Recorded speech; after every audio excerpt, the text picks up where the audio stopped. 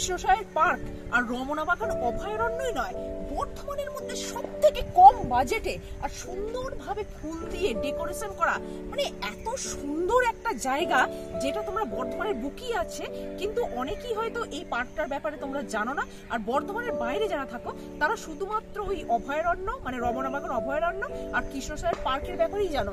কিন্তু হ্যাঁ, তাদের জন্য এমনকি বর্ধমানবাসীর জন্য যে শুধুমাত্র ওই দুটো জায়গাতে না গিয়ে কম বাজেটের মধ্যে সুন্দর একটা জায়গা দেখতে চাইলে দেরি না করে তাড়াতাড়ি চলে এসো এই পার্কে। তো কোথায়, কিভাবে আর কেমন ভাবে যাবে জানতে হলে আমার ভিডিও কিন্তু শেষ পর্যন্ত দেখতে হবে। তো চলো তোমাদেরকে এখন আমি ঘুরিয়ে দেখাই পুরো। প্রথমেই জেনে নেব কোথায় এই পার্ক। এই পার্কটি বর্ধমানের আলমগঞ্জের কাছে। পার্কে আমি পৌঁছেই টিকিট ঘরের দিকে এগিয়ে গেলাম, আর টিকিট মূল্য বর্ধমানের অন্যান্য জায়গার থেকে অনেকটাই কম। বড়দের টিকিট 10 টাকা ও ছোটদের 5 টাকা।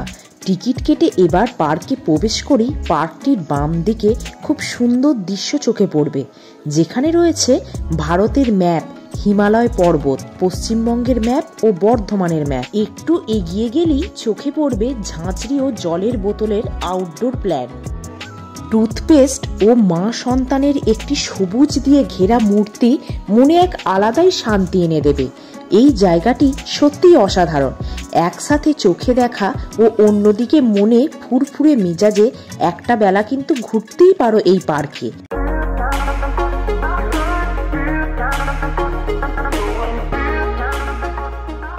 হাতি, ময়ূর সবই কিন্তু ঘাসের তৈরি, কোনোটাই কিন্তু আসল না।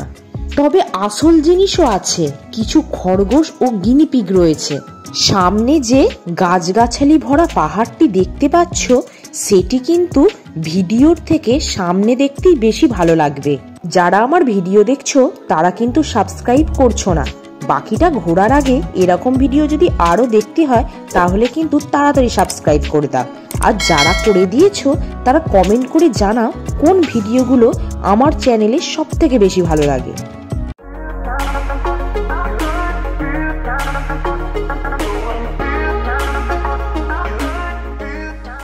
চলো এবার একটু এগিয়ে বাকিটা ঘুরে নিই।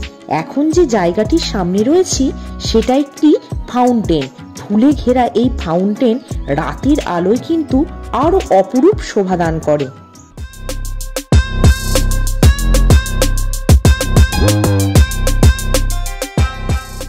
অনেকেই বর্ধমানের মধ্যে ভালো জায়গা খোঁজো, তাদের জন্য আজকের এই ভিডিও। কথায় কথায় বলতে ভুলেই গেছি, আমি এখন যে পার্কটিতে রয়েছি সেটার নাম কল্পতরু চিলড্রেন্স পার্ক। ঠিকানা হচ্ছে আলমগঞ্জ।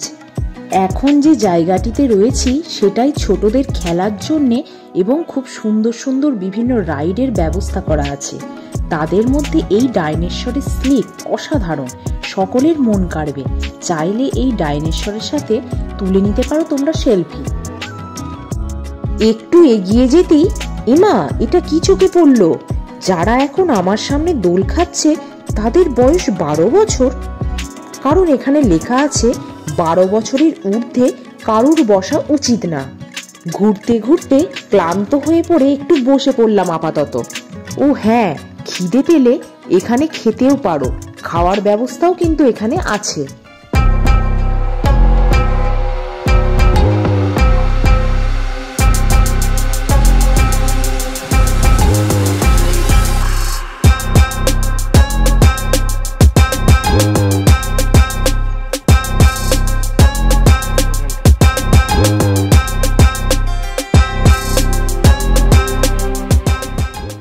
এতক্ষণ যতটুকু তোমাদের ঘোরালাম সে সব ছিল পার্কের প্রথম খণ্ডে।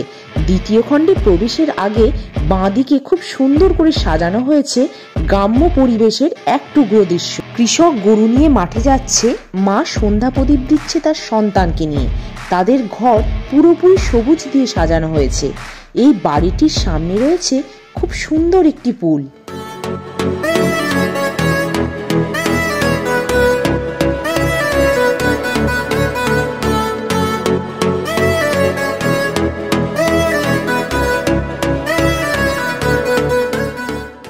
আপাতত আমি আসল ব্রিজ দিয়ে পার্কের দ্বিতীয় ভাগে প্রবেশ করব।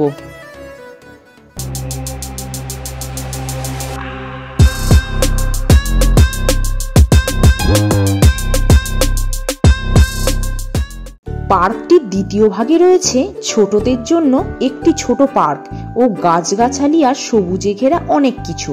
এরকম জায়গায় ঘুরতে তোমরা আসতেই পারো।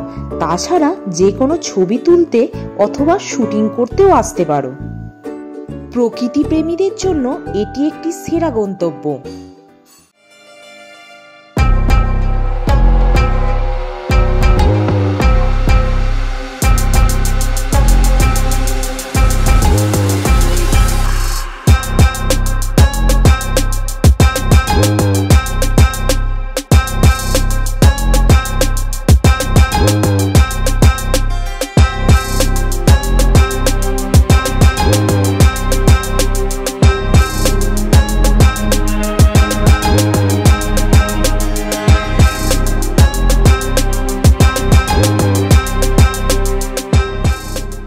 খুব সুন্দর এই জায়গাটি।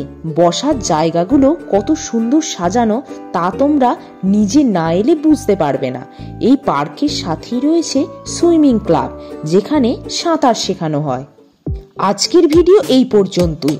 আবার দেখা হবে নতুন একটি ব্লগে। এখন আমি একটু বাচ্চা ও তার সাথে ঢেকি চড়ে নিই। চলো, বাই বাই।